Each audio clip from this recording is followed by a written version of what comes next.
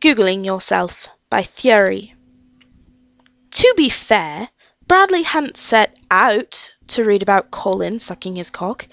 In point of fact, he'd merely been Googling himself, as you do, when the link had appeared. It wasn't even the first link. It had been fairly far down the page, after IMDb, Wikipedia, and half a dozen YouTube interviews. That probably made it worse, he decided, furrowing his brow. That made it seem like he'd gone looking for it.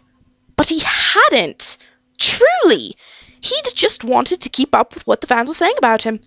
All right, so maybe he'd had a bit of a rough night, and maybe he wasn't feeling his best, and maybe it was the ultimate in pathetic narcissism to go see if strangers on the internet thought you were a bit of all right. He'd admit that. But so long as they were saying it, what was the harm in reading? Trouble was, they were saying a great deal more than that. And most of it seemed to involve Colin. Colin and his cheekbones. Colin and his lips.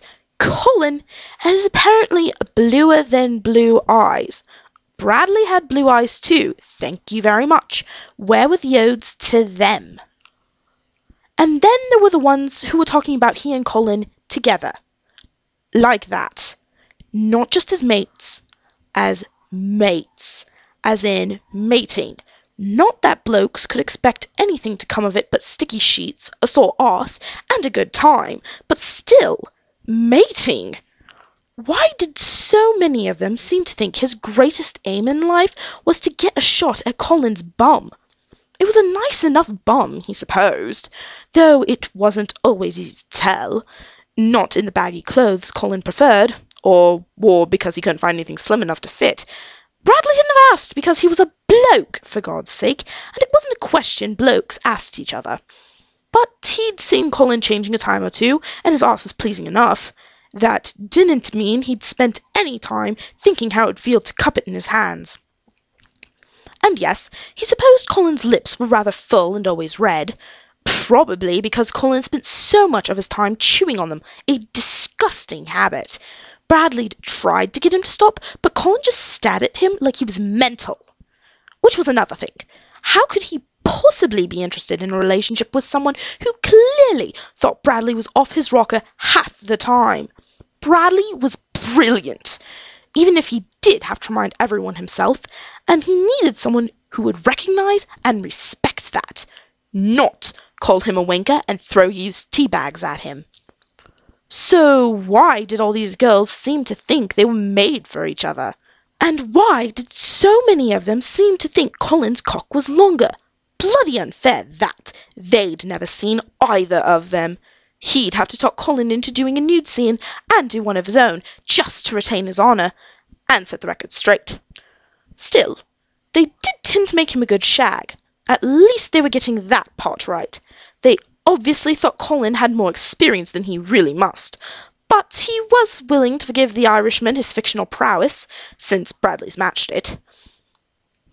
And they both seemed to have the stamina and recovery period of Greek gods, he decided, raising his eyebrows as he skimmed a story that had them both coming at least 8 times in one night. He looked down his lap, then back at the screen, shaking his head. Not very likely, but flattering. The whole thing was absurd. Blatantly absurd. He'd never wanted to sock Colin's neck and roll ass up for him. Colin was a mate, a friend, and a co-worker, and wouldn't that be just the height of bloody ridiculous to fall for him? What would happen to Arthur and Merlin if he and Colin started shagging behind the scenes? Well, according to half the stories he'd found, it'd be a step in the same direction. But still. He clicked another link, determined it would be the last. All the details in the story were wrong. The scene described had been filmed on the set in Cardiff, not in France. Katie hadn't been there that day, and Colin definitely hadn't eaten a chicken salad sandwich for lunch.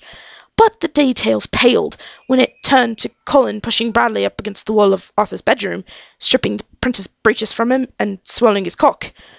Bradley swallowed, feeling his face turn red. Of course he was embarrassed by the ridiculousness of this, that was all. And it was warm in here. And apparently his trousers were too small. Oh, bloody hell.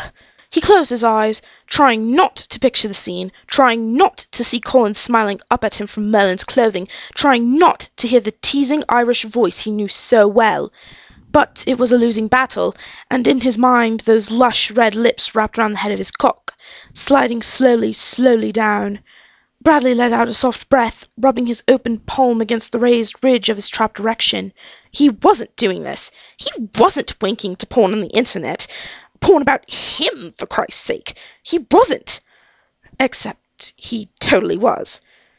Licking his lips, he slowly slid his zip down, sliding his hand into his jeans, taking his cock in hand. Colin's mouth would be warm, his fingers cold, chilled as they so often were.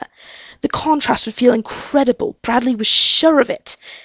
And he could see the wicked glimmer of mischief in Colin's eyes.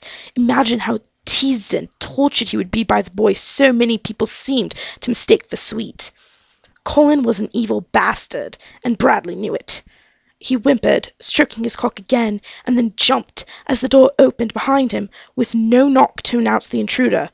The tall, thin, blue-eyed, Irish intruder, whose mouth was doing considerably less filthy things in reality than in Bradley's mind. "What are you reading?" The end.